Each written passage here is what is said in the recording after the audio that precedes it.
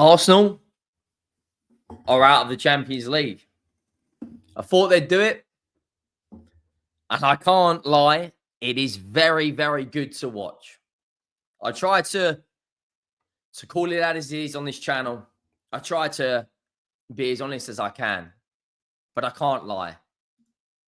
The Tottenham fan in me tonight really, really enjoyed that. The Tottenham fan in me tonight really enjoyed watching Arsenal lose. The football fan in me tonight was a bit disappointed at the overall game. I thought there'd be more fireworks, clear-cut chances. Like, you look at the Inter Milan-Barcelona game, I thought it'd be like that tonight. Huge question marks will be asked about Mikel Arteta. Huge question marks. Huge question marks, in my opinion, should be asked about Martin Odegaard. Make sure you go down, drop a like on the video if you haven't already. Make sure you do hit that subscribe button. Tomorrow night, there's going to be lots of content. I am traveling to the airport in less than five and a half hours. I will be at Luton Airport, flying out to Norway. And there will be a match day vlog, and there will be plenty of videos on this channel. So make sure you do hit that subscribe button. 90% of you that watch the channel are not subscribed. I think Arsenal tonight, first half, gave it their absolute best. The first 20 minutes, I thought Arsenal were ridiculous. Absolutely ridiculous. What that game shows you, in my opinion, is two things. Now, I want everyone's opinion on what these two things are. The first thing is that Mikel Arteta is a reactive, not proactive manager. And one of the two guys I was watching it with, he said that, and it really, really made sense. I'll give you an example. Luis Enrique is bringing on a striker for a fullback, right? Just to essentially take the piss. And his overall game management is far better than Arteta. Arsenal give a penalty away, which we'll get into. And his first attacking change is Ben White for Timber. Now, I'm looking at that Arsenal bench, and I'm looking at Leandro Trossard come on after Ben White. I'm looking at Ethan Nwaneri, who this season has got more goals in the Premier League than the captain Martin Odegaard. I'm looking at him thinking, what has he got to do to get a game in an Arsenal shirt? He brings on Ricardo Calafiori. I don't really understand why. He brought on Ben White. I don't really understand why. At that point, if I'm the manager, I'm throwing the kitchen sink at it. I am throwing absolutely everything at that PSG backline. I'm spamming crosses. Every single time Odegaard got on the ball in that second half, he was either running away from the ball or he for me, he's not a 10. He can't play as a 10. And I'm going to be brutally honest, because that's what I try to do on this channel. I don't think he should be captain. Declan Rice is screaming instructions. He didn't have his best game tonight either. You know, you look at Gabriel, I think he's by far a better captain than Martin Odegaard. But the first 20 minutes, they were ridiculous. Donnarumma makes unbelievable 2 world-class saves in the first half. One was from Martin Odegaard, right? And the second one was from, I think it was it Martinelli or Marino? The first one was in 3 minutes, and I'm like, right, this geezer's a joke. On current form right now, he may be the best goalkeeper in world football. He may be. Like, absolutely ridiculous. And I'm thinking, right, what have you got now, Arsenal? Throw the kitchen sink at it. Throw everything at it. Absolutely everything. Like, show what you've got. Show the heart. Show the determination. Show the desire. Throw the kitchen sink at it, mate. And he doesn't. And I'm thinking, right, the Odegaard strike, he nearly got himself injured. It was an absolutely ridiculous save from Donnarumma. But who struck first? PSG. You're looking at that team. You're looking at the Mavericks. The only Maverick that Arsenal have got on their front line is Bukayo Saka. Martinelli, long term, I don't think is good enough. Marino's a midfielder playing up front. Raheem Sterling, for me, is not good enough. Jesus is too injury prone, and they're missing Kai Havertz. You look at that PSG team. You look at that midfield. Vitinha, Neves, Fabian Ruiz's goal is ridiculous. You look at their forward line.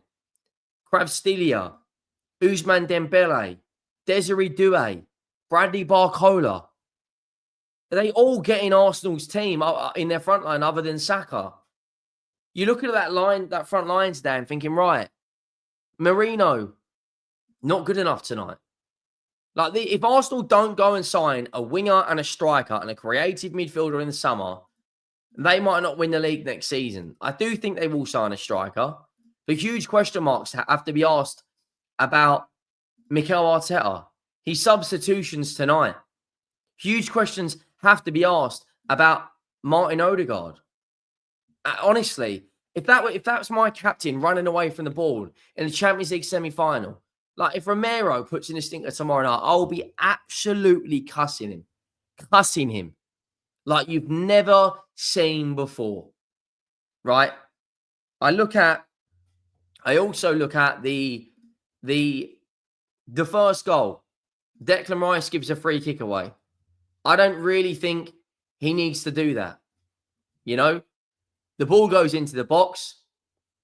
It's headed away, I think, by Timber.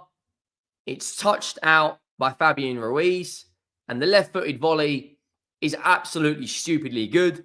It's deflected off of Saliba. You know, controls it on his chest. Take nothing away from the finish. The finish is ridiculously good. It is stupidly good. But you think, if Arsenal would have taken one of those chances in the first 20 minutes, right, it would have been a completely different game. You know, a lot of people are going to come out tonight and shit on Arsenal. And while I am very happy they're not going to win anything, serious questions have to be asked about their manager, about their captain. Serious questions have to be asked. Because I'll be honest with you guys, I don't know if this group of players have what it takes to get over the line. If they bring in a Victor Gyökeres, if they bring in a Nico Williams, if they bring in a Zubimendi and someone else, then maybe. You look at that PSG team. Fabian Ruiz has won a Euros, right? Hakimi's played in World Cup semi-finals. Marquinhos has won countless trophies. Kvaratskhelia won a league title with Napoli, right? Ousmane Dembele won countless trophies at Barcelona. Donnarumma's won a Euros. You look at Neves and Vitinha. I'm sure they've won trophies. You look at Hakimi's played in Real Madrid teams. You look at that Arsenal team for experience. Havertz didn't play tonight, but he's won a Champions League. Saka and Rice have played in Euro finals. Odegaard and Marino have won a Copa del Rey. And Rice has won a Conference League. Other than that, Saka's won an FA Cup. You're looking around for players that have got over the line, that can help you in those big moments. You look at that Inter Milan team. You know, look at the experience they've got in that side. Lautaro Martinez has won countless trophies with Inter. You look at Acerbi, 37 years of age. Denzel Dumfries played in World Cup semi-finals. DiMarco won a, I'm pretty sure, didn't he win a Euro? Boreas won a Euros. Mkhitaryan's won trophies. Chanoglu's won trophies. They've all played in a Champions League final before as well. You look at that PSG side, as you look at the Barcelona side, right? Yamal's won a Euros. Rafinha has played in big games. You look at Pedri winning a Euros with Spain.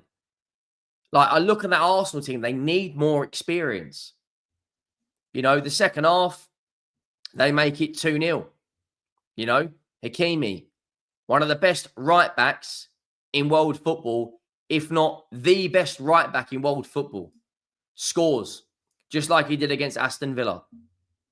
You know, absolutely stupidly good. Stupidly good. The goal actually comes from Ousmane Dembele, comes off the bench. Kvaratskhelia has space on the left-hand side before cutting it back towards Hakimi on the edge of the box. Spins Partey. nudges it to the path. Sorry, Dembele spins part. He nudges it to the path of Hakimi, who bends it in the back of the net. Then they get the penalty. You know, should have been 3-0. Was a penalty for me. Does touch Miles Lewis Skelly's hand. Absolutely shambolic penalty. But they're in the finals, so they won't care about it. They did get a goal back from Saka. Arsenal thought they're still in this. And then, like, they just managed the game out, PSG.